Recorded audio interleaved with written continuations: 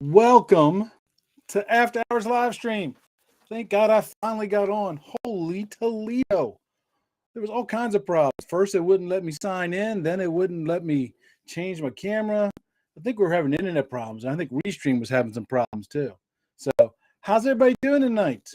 Everybody getting ready for the long weekend? It is for those in the U.S. Memorial Weekend is coming up, where we celebrate the sacrifices that our service members have ultimately paid the price for what we've done. And I'm kind of looking forward to the 3-day weekend. I'm not doing anything special. Steve is in the house. Hello, Steve. Steve is going to be on the show again here soon. With him, I just got to hash out some details. And Steve, you want to come on the show? Dude, let me know in the chat box. I'll bring you on because I have no questions tonight. No questions submitted ahead of time. So this is one of those weeks where I was traveling and teaching a lot, and I didn't really have the opportunity to get everything set up and notify people. So it's just us hanging out this weekend. But we always start off every weekend with, what were you drinking? What are you drinking? So take a guess what it is that Chuck is drinking. This time it's not Zevia soda. George is in the house, right? This is just regular water today. Just regular water. Tell me in the chat box what you, actually, I think there's some Zevia soda in there because I tasted it. Tell me what you are drinking tonight.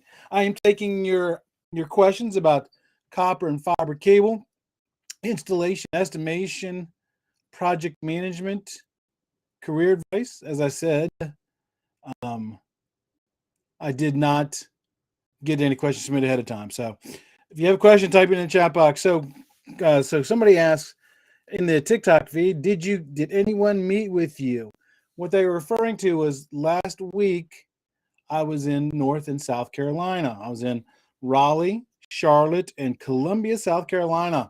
Got to teach 3 classes on the road that week. That's why there was no after hour show that week. Mike is in the house. Mike, how are you doing, my friend? Haven't seen you come on in a while. Good to see you back. I saw your LinkedIn post about the class you're doing. That's very interesting stuff, man. Testing is one of the. How ironic is it that we have 2 test manufacturers sitting in the class, sitting in here tonight? Maybe we should do a ad hoc. Have you guys, 2 guys, come on and let's talk testing. I don't have any questions for tonight, so let me know if you have any questions about cabling or installation.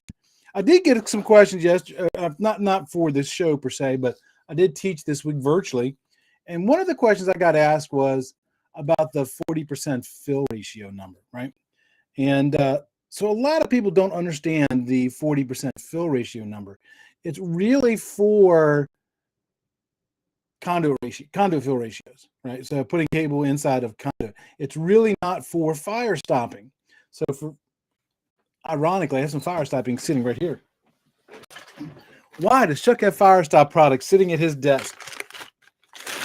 Right.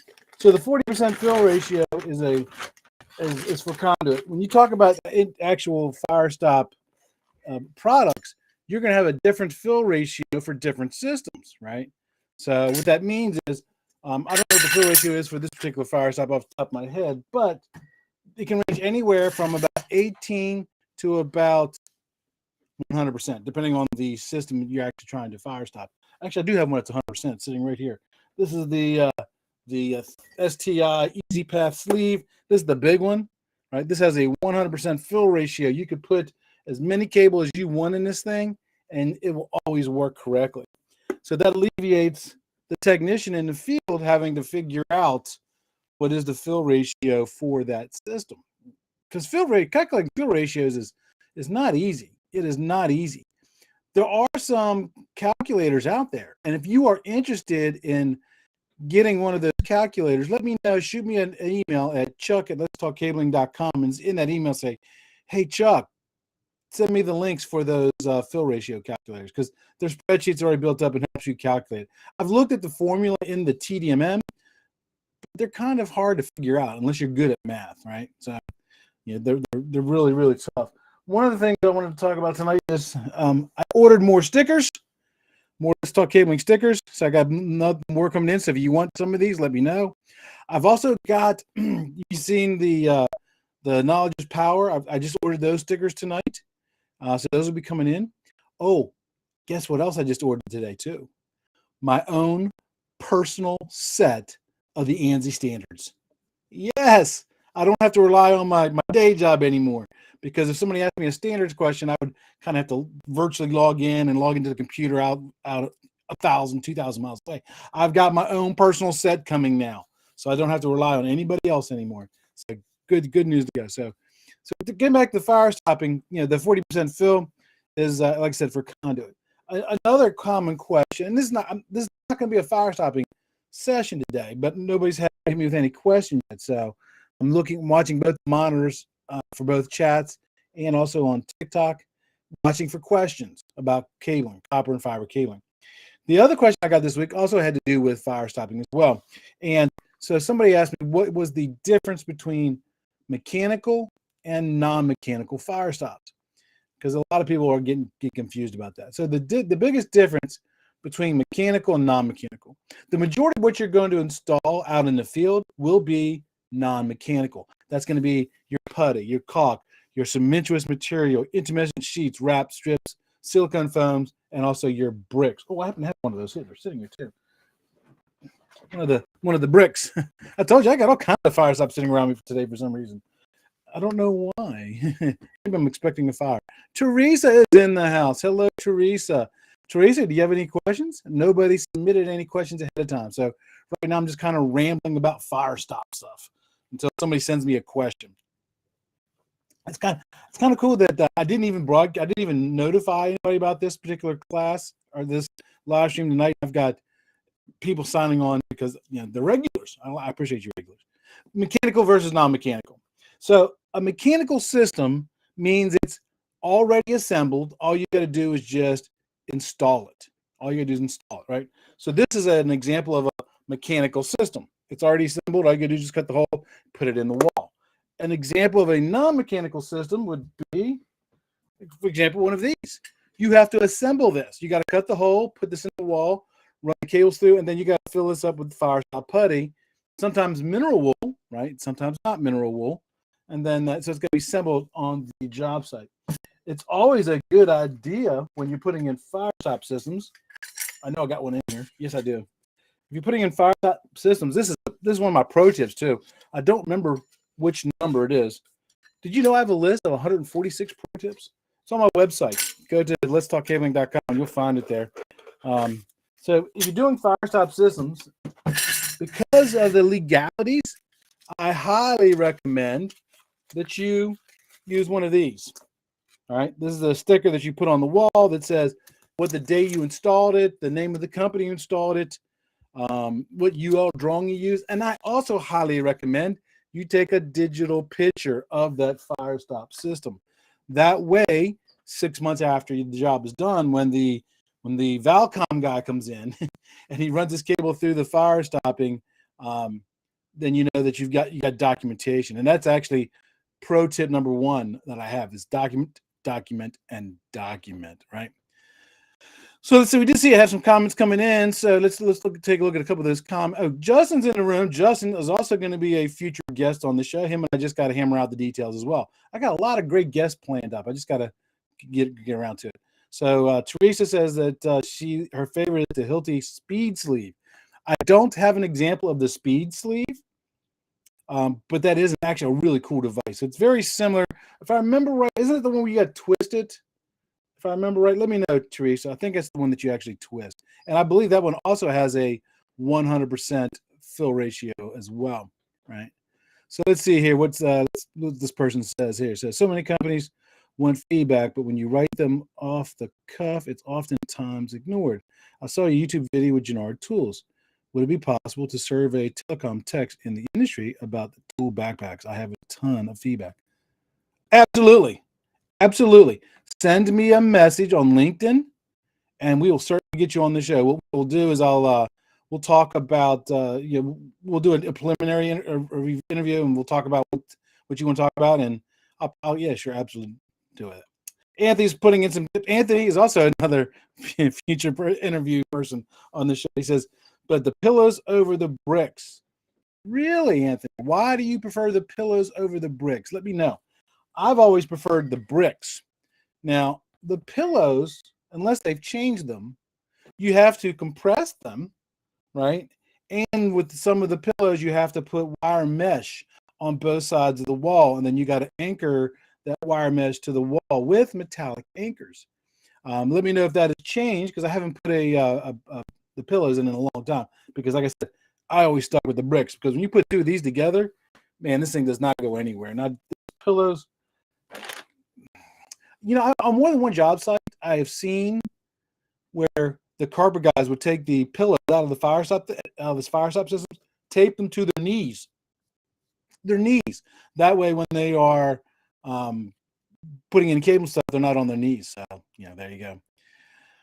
All right, so we've got another comment coming in. If you'd be interested in submitting our ideas on behalf, that'd be amazing, because I feel as if they pay attention to more over than a cold call. So, yeah, definitely shoot me a message on LinkedIn. Definitely. So, speed sleeves. So, Justin says he likes the speed sleeves. That's fair as well. What do you do? Let me ask you a question. Let's see if you guys know this. What do you do if you have turn that off, dang it. What do you do if you have a hole in the wall and you can't find a fire stop system to work for it, whether it's the bricks or whether it's the pillows or anything like that, right? What do? You actually call the fire stop manufacturer, and they can do what's called an engineered judgment. So what you do is they're going to ask you what kind of cable you have, number of cables, what kind of a wall, what kind of a floor it's going through. And based on that information, they can give you what's called an engineering judgment. And then you can use that as good as a UL drawing. And that way you don't find yourself getting in trouble. Let's see if we have any questions coming in from TikTok. So Ricky Lee says hello. Hello, Ricky. And Asian something says hello as well. I don't have my glasses on, so I can't read that small little print.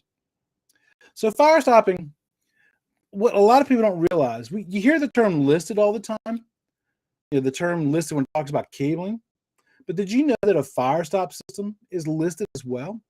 So the term, and I've said this on plenty of shows in the past, but I will say it again because this is worth repeating, right?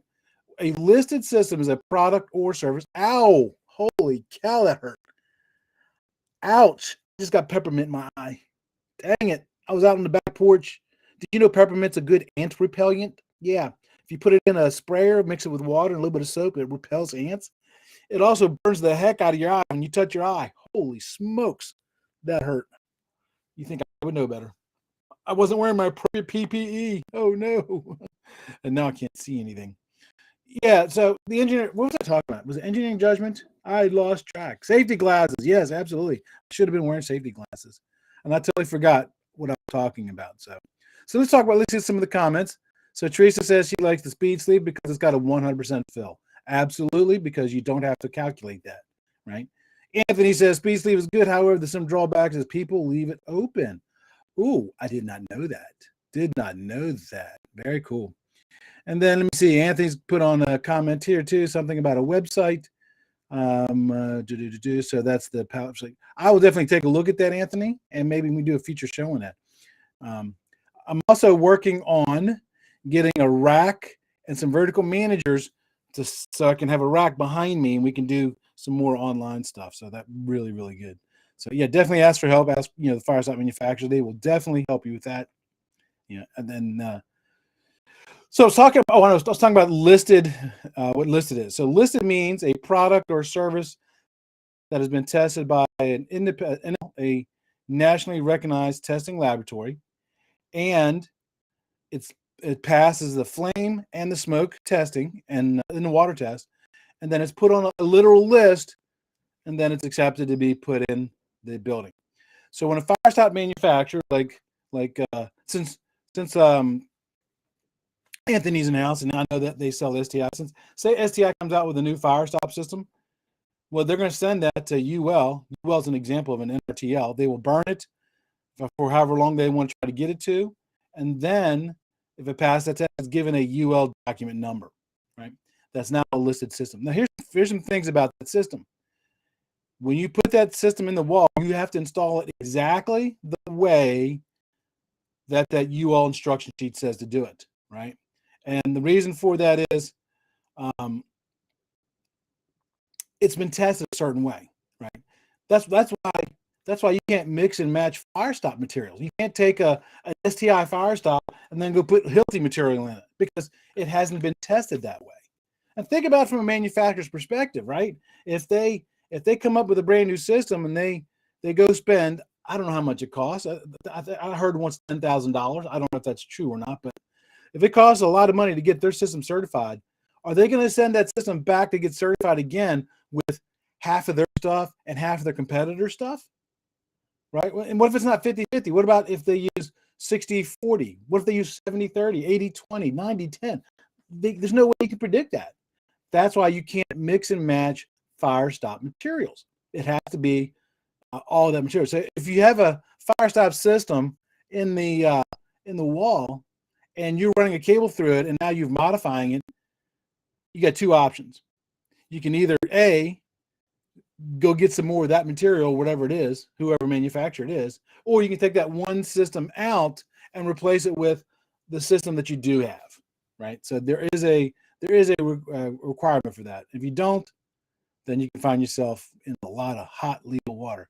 Did you know that if you don't install a fire stop system correctly and somebody gets injured or somebody or property gets damaged, you personally can be held liable for that. You personally can be held liable for that, right? So that's why you need to do fire stopping correctly. I was just talking to somebody just the other day about this. If you actually look at on my LinkedIn profile, you'll see a link tree address. You'll see it in my profile here as well on the TikTok feed. You can actually schedule a one-on-one 15-minute call with me after hours and ask me technical questions, career path questions, and so the question I got asked was, can I just put a sleeve through the wall? Well, physically, yes, you can put a sleeve through the wall, but that's not a listed system. And if something were to happen and then the fire investigator investigates it and then finds out that you didn't use a listed system, you personally can be held liable for that. I read a story about 10 years ago. There was an electrical inspector in the Carolinas. I want to say it was North Carolina, but I'm not 100% positive. And so when they went in to check this low voltage job, the low voltage contractor put in a system and pulled a permit. So they had to go do the final inspection. The inspector just walked to the front door, signed the thing, and gave it to the guy. Never walked into the building. Well, a couple weeks after they cut over, a fire happened in the building, and smoke got into the system, and actually people died because of smoke inhalation.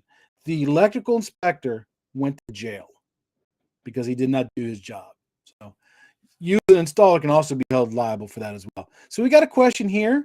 Let me pop this up, put it on the screen. I don't know who this is from because it says a LinkedIn user.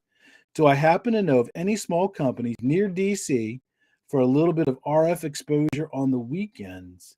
Most things I see online require years of experience. So are you looking for a contractor that does RF work? Is that what you're asking me? Because I originally, for those who don't know, I actually come, he's like it says in the next comment, for SATCOM. Okay, very cool. I do have I came from DC originally. That's where I spent the majority of my communications career. And let me do some research into that. Send me a direct message on LinkedIn and tell me that you were the person that asked that question so we can have that offline, because I got to actually do some research for it, because I do have some friends who might be able to help you with that as well. So here we go. Here's one from Justin Hobbs. Do I have any best practices for healthcare smoke compartments versus smoke barriers? Okay, so what Justin's really talking about there, hospitals are more stringent on fire stopping than commercial office buildings. Why? Well, number one, there's sick people in that building. There's people in there who are not as mobile as in a commercial office building. So it's more of an effort to get people out. So they are more stringent on the fire stopping. As a matter of fact, most hospitals have a yearly inspection where the insurance carrier will come out and they will actually look in the ceilings to make sure all of the firewalls have been penetrated.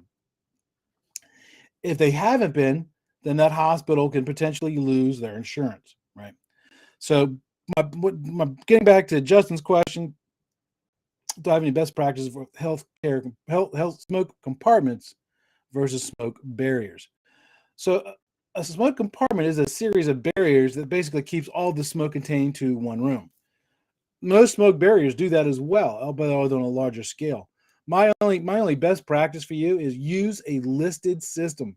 Use a listed system. Don't cut any corners and document everything in that.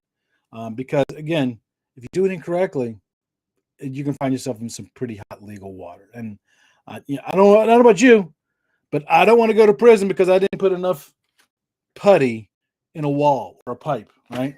Don't want to do that, right? Yeah. So healthcare is, here's the thing about, he adds on to this. HIPAA healthcare operations is no joke. Oh, absolutely. I agree with you 100% on that. And, the thing about that is you also have to worry about, we did some cable in a hospital, and we actually had to abate. They didn't have asbestos, but we had to abate the area we were working in because the floor directly above us was where they had the pneumology department, the lungs, right? The people do the lung stuff, and there was a lot of people with asthma and stuff. So we had to abate all of our stuff as we were doing it. So hospitals are no joke. And the key thing about doing cabling in hospitals is those ceilings are usually jam packed. They've got cabling for the voice and the data and the security system and AV, nurse call, patient monitoring. Then they got the lines for the oxygen systems, and those ceilings are jam packed full of stuff. And it's never easy to do cabling in a hospital. Never. It's always a pain, which really makes a problem when it comes to EMI, electromagnetic interference, because the two ways to get rid of EMI is separation or metallic barrier. And if you have no room in the ceiling to separate your cable away from a potential source of EMI, then you got to put it in a metallic barrier, right? So metallic barrier would be shielded cable, screened cable, conduit, and stuff like that. So, Justin has some other more good input. It says NFPA 99 is the win for health.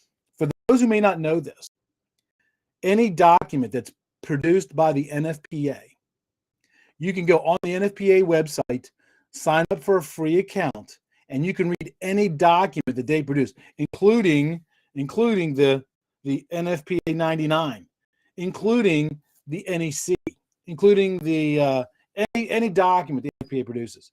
You can get access to it and read it for free. So I do highly suggest that. By the way, for those who may not know this, the NEC, the National Electrical Code Book, the new version is coming out next year, 2023. I hate to tell you, everybody. Yeah.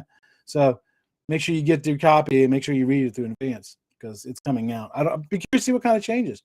I know in the 2020 version, when he went from the 17 to the 2020, one of the things they tried to get put into the 2020 was low smoke, zero halogen cable listings, LSZH. Because right now it only talks about plenum, riser, and general purpose stuff. For those who may not know, low smoke, zero halogen produces even less smoke and toxic off gases than plenum cable does. So it's a better cable than plenum cable, but it's also pretty expensive. Now they didn't make it past committee to put the low smoke, zero halogen in the 2020. So I'm kind of curious to see if they put it in the 2023 code book. Be interesting to see that. Any other questions? Let me check TikTok feed, see if we have any questions over there. Don't see any questions. Okay, looking healthy. Hey, let's do this because I forgot to do the acronym challenge. So somebody give me an acronym. Let's see if Chuck knows. I'm going to do this reverse today. This is reverse, and this is off the cuff, just to see if Chuck knows it, right? I've been testing you guys for over a year with acronyms. It's your turn to test me. Put in an acronym. Let's see if Chuck does it. Now, it does have to be an acronym about telecommunications, okay? It can't be an acronym for some other industry, right? You see here, nobody's putting any acronyms on the so Chuck. So no, actually, some TikTok says NFPA, the National Fire Protection Association. There you go. Anybody else want to challenge me with any other acronyms? Type it in the keyboard right now. We only have like a minute left before I have to log off. Right?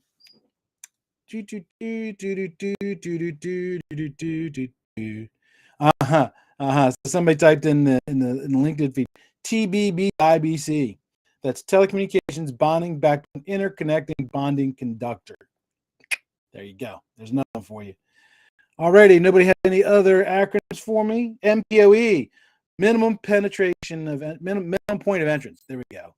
Minimum point of entrance. Right. Here's another one. KISS. That means keep it simple, stupid. Yes. And then somebody puts over here DOCSIS. I don't know that one. I've seen it, but I don't know it off the top of my head. DOCSIS. Is it a communications one, or is it a computer one? Let me know. So, Chad, you get 10,000 points because you stumped the acronym master. I'm gonna go look it up right after this. So another one came in on TikTok. PAN, PAN. That's a personal area network, right? So there we go. Alrighty, it is 6:30. We've done our 30 minutes. I apologize for being a minute or two late tonight. Again, had some computer issues and stuff, but I did get it worked out.